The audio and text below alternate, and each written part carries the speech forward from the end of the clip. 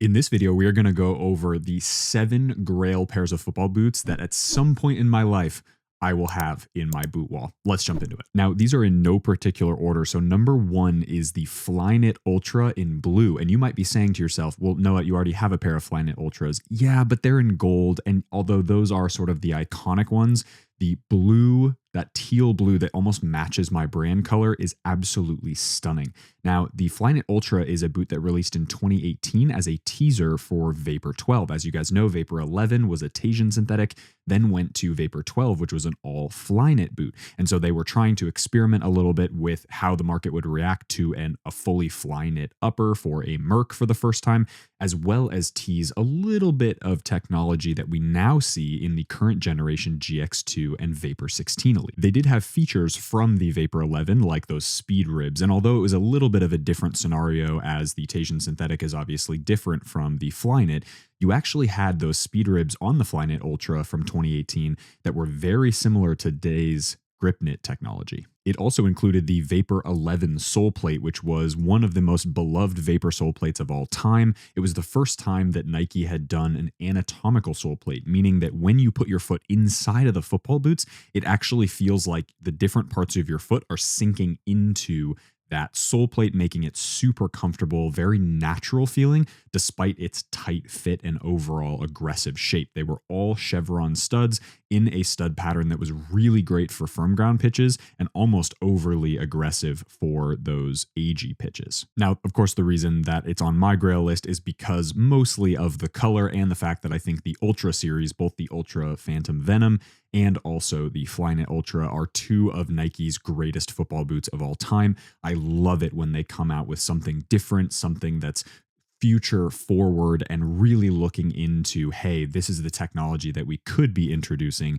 in the next couple of years of football boots. That type of innovation is what made Nike back in the day so special. And unfortunately, in the past couple of years, I don't think they've been doing that all too much, particularly now combining both the Vapor and the GX having the same upper material, which doesn't make a whole lot of sense to me from a general technology perspective. That being said, back in the day, even in 2018, only about 7 years ago, they were at the tippy top of what football boot tech could possibly be. And the Flyknit Ultra is definitely a boot that emphasizes that feature for them. Now, in terms of resale and collector value, you can often find a little bit lower quality Flyknit Ultras that have been used a little bit for around that $300 to $400 price point. Yes, that's still way more expensive than a normal Vapor 16 nowadays. And then the brand new in-box Flyknit Ultras of all the different colorways are well above $800+. I've even seen some of the blue, the gold, and the black ones, and even the red ones that are hyper rare go for well above $1,000. So in terms of resale value, they're incredibly strong. It's a boot that I would buy and keep, or if some dealer wanted to do some sort of sponsorship deal, we could absolutely make that work as well. But that is number 1 on my Grail list. If you guys wouldn't mind going and subscribing to the channel really quick before we jump into number 2, that would be awesome. About 70% of you guys aren't subscribed to the channel right now. And if you're watching this and you aren't subscribed, it's totally free. Now moving on to number 2 on the list, again in no particular order, the Nike T90 Laser 4 in the iconic Clash Pack colorway for the Euros of 2012. Now, during the course of that summer, I actually had a pair in my collection, if you can call 2 or 3 pairs of boots a collection at that point. I wasn't a proper collector, obviously, as I am now, but I had that pair, and I tell you what, that pair of football boots was one of the most incredible feeling football boots for wide foot shapes. It had a very neutral shape. It was a Kanga light upper. It had all flat, or what you would call bladed studs on the sole plate. It was very neutral feeling, had an awesome little shot shield technology for a little bit of extra grip, actually not too dissimilar from what Predator 24 was last year, and they were one of the coolest colorways on the market, along with the Vapor, the Tiempo, and the CTR at the time. So I realized that this boot isn't all that special. It's not really one of those boots that a lot of collectors necessarily are really excited about, and in fact, resale values would actually reflect that. So in terms of resale market value, I've seen brand new T90 Laser 4s go for anywhere in the $300 or even $250 to $400. And then a while back, I saw a brand new pair of the Clash Pack colorway that is on my Grail list today for roughly $600. And so they're nowhere close to something like a Flyknit Ultra, of course, but those were hyper limited. I think it's just a colorway that isn't necessarily as popular. And because they didn't make as many of them back then, they're just naturally a little bit harder to find, particularly in my size 9 US. So it is one of the coolest football boots on the market.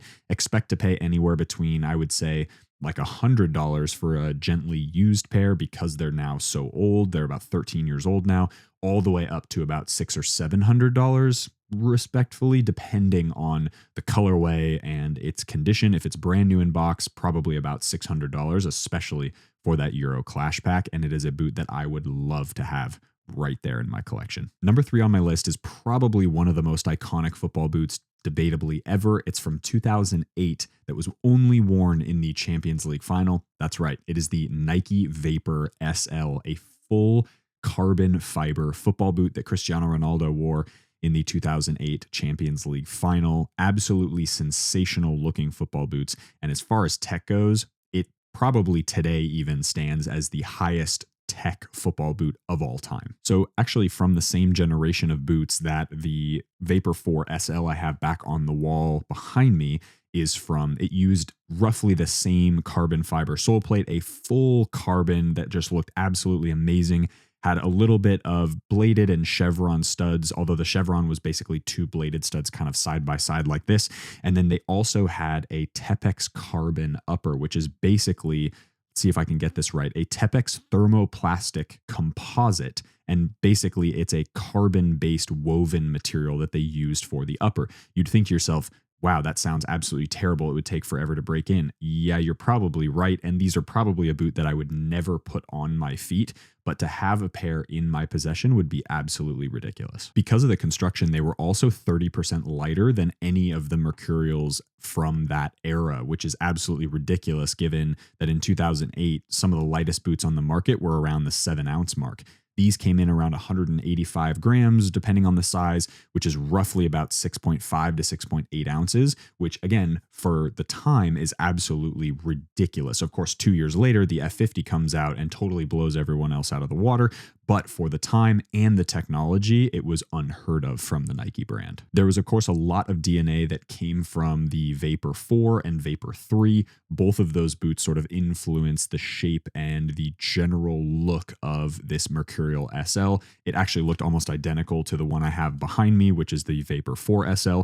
And so it really was super low profile, very narrow in the midfoot. And as I said before, it's not a boot that I would probably ever wear to a match for sure, maybe for a couple photos, but other than that, they are sitting right on the wall behind me. Now, as far as resale market and how these have been transacting, it's actually very difficult to find a never worn pair or never even tried on pair. It's something that is incredibly rare, and you'd probably pay somewhere above $2,000 for a pair of these that are brand new in box, particularly with all of the paperwork and all of the little, they had like posters back then that were all folded up that you could put on your wall and stuff. That was one of the greatest parts about buying Nike Elite boots at the time. But these boots are incredibly expensive to find a pair. The last ones I saw were about $1,000 and they had no box and they were gently used. Like they still were in good shape, but $1,000 for a pair like that is absolutely nuts. So again, it's going to be a very special scenario for me to actually get a pair in. This is a pair that I don't think I'll ever actually own, but it is a boot that is definitely on my Grail list. Moving to number 4 and going over to the Adidas brand, and I've heard there's actually going to be some remakes of this boot coming up, which might be really exciting, but I would love a black and yellow pair of the original F50 Adizero in leather. This is from, of course, the 2010 World Cup, worn by players like Diego Forlan in that World Cup, scoring amazing volleys, amazing free kicks with the Jabulani ball. It's an iconic pair of football boots. It's still one of the lightest leather boots to ever be produced. And of course, its synthetic sibling is debatably one of the boots that changed the game forever, put a totally new weight threshold on what we call now speed boots, and it really did usher us into a new generation of football boots. The cool part about this leather F50 as well, and I wish Adidas would do this with the one leather and one synthetic model. I suppose they're doing that a little bit now with the F50 Messi, although it's still not leather, which is kind of annoying. But this F50 leather was made out of Goleo, however you pronounce that, leather forefoot, and a synthetic leather midfoot, which gave it a lot more traditional fit, despite the leather being incredibly thin, standard U-throat tongue, and the same heel construction and sole plate from the synthetic counterpart. Also, the first SprintFrame outsole was from this generation of football boots. It was incredibly thin, and if I'm perfectly honest, that particular sole plate was almost so thin that if you played on particularly AG pitches with it, it got a little bit annoying underfoot because it was so thin that you felt every little nook and cranny of the pitch you were playing on. This boot, though, is really iconic because it did really set the foundation a little bit, as I said before, but it really did set the foundation for the dominance of the F50 in the early 2010s. Basically from 2010, I would argue maybe even up to 2015, 2016 when we got, or even 2014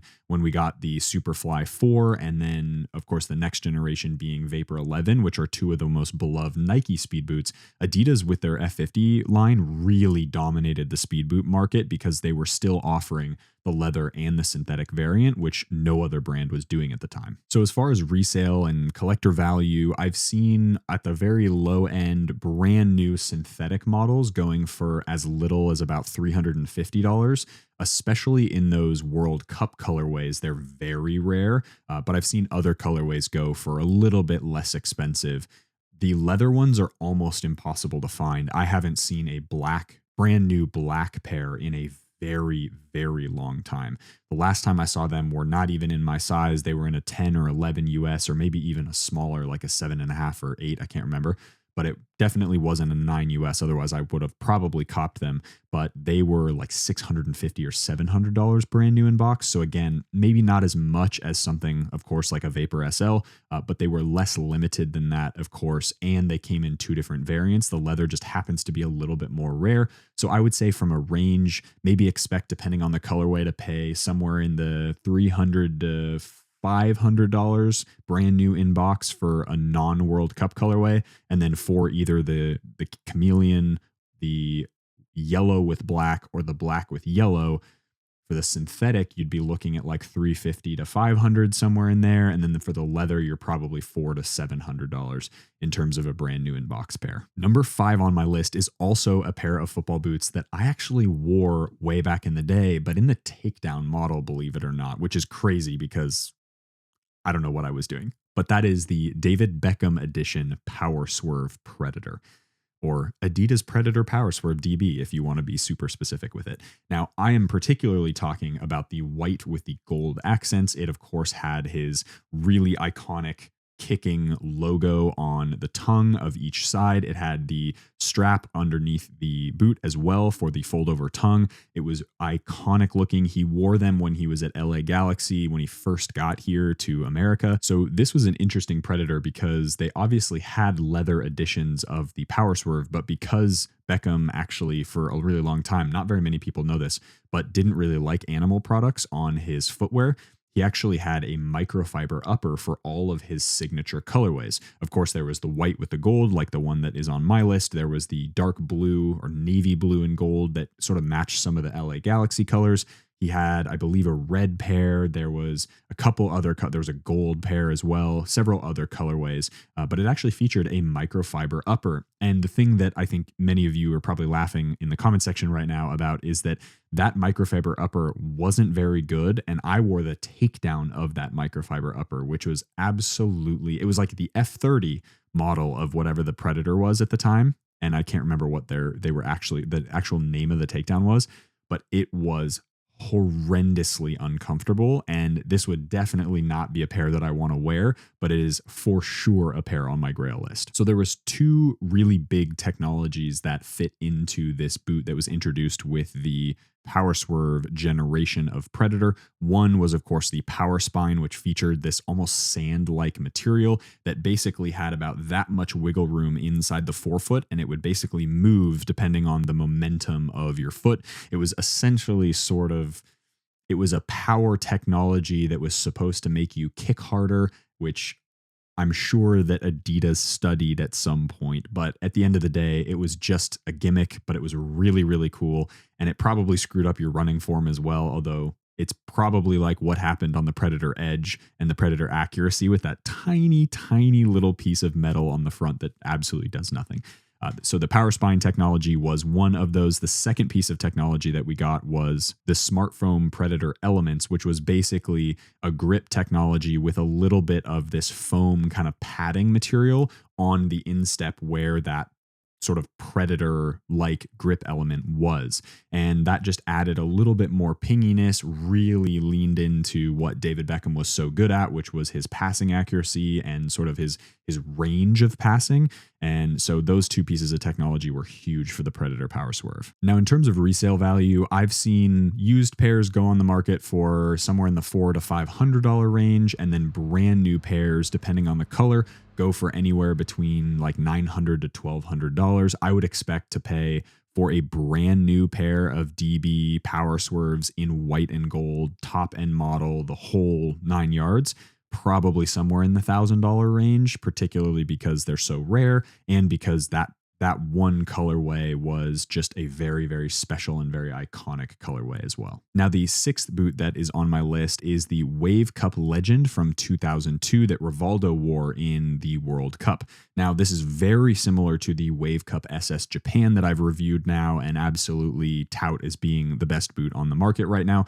It's basically a genetically identical copy, although the original Wave Cup would just be super special because it does carry with it a little bit of that magic. Of course, it features an all K leather upper from Mizuno, which is basically the best leather you're going to find on the market. And it features that iconic fold over tongue, which looks incredible in that blue colorway. It also features the wave plate in the sole. So in that heel, in the review that I did about the Wave Cup SS Japan, you'll actually see that wave technology in the heel. This was very ahead of its time in terms of technology because it took tech from their running shoe silos, which weren't as popular back in the early 2000s as what they are today, but they took the running shoe tech and they put it in their football boots to make it more comfortable. And boy, did they succeed. The Wave Cup SS Japan is so comfortable underfoot on all different surface types, and I would assume the same is true about the Wave Cup Legend. You also had a Pebax outsole for the most part as well, with all sort of ovular or rounded bladed studs, similar to the Wave Cup SS. Very, very interesting stud pattern, but it was really heavily researched by the Mizuno football team in Japan, and it is sensational under feet. You don't expect it to be very good. It's actually a very similar sensation to what I found on the Wave Ignitus remake that I did a review of many years ago, and it's super strange to look at in person, and then you actually try it out on pitch, and you're like, wait, how does this work so well? It's amazing what they're able to produce in Mizuno, but needless to say, the entirety of that package is absolutely incredible. Now, in terms of resale value, the original 2002 Wave Cup Legend is extraordinarily rare. I have seen a couple pairs pop up that are used, no box, have been actually broken in already, all that stuff, and they tend to go for somewhere in the $400 to $500 range. And that's a used pair of football boots. I would probably expect, with a box, full papers, the whole 9 yards, I would probably expect to pay above $1,000 for these, particularly in a size 9 US, because it is sort of the prototype size, if you will. And it is a very common size that, yes, maybe had more stock, but also a lot of people wear a size 9 US. And finally, number 7 has to be the Mizuno Morelia UL in Champion Gold or Ultralight. Now, these released in 2021. They were a very, very limited release special edition, came out at about $300 US or 300 euros, so a little bit more expensive in Europe. And they were the lightest Morelia to date with an incredible gold leather upper, a fold over tongue with gold on the one side, black on the other as you fold it over, with some incredible detailing from the Morelia line. This boot, of course, is a reincarnation of the Morelia Ultralight that released in 2000, this new one coming in at 175 grams, which for an all K leather upper is absolutely insane. There have been only 4 or 5 pairs that I've ever seen on the resale market, and they have been going for absolutely crazy money. If I ever find a pair in my size 9 US, I will definitely be copying because those are an absolute beautiful pair of football boots. All right, so those are my 7 Grail pair of football boots. Let me know down in the comment section below, what are your 7 Grail pair of football boots? If you could have any boot on the market, past, present, what would you get for your 7 pairs? Of course, now you know mine, and I will be on the hunt for those. And low key, if any of you guys have them, let me know in a size 9 US because I would absolutely love to add any of those 7 boots to my collection. Hope you guys enjoyed that video. If you did, hit that like button, subscribe to the channel if you haven't already. Link down below will be for a discount code for the grip socks that I use on a daily basis for WeFoot, 20% off. They've absolutely hooked us up. As always, be awesome. Take care. See y'all in the next video.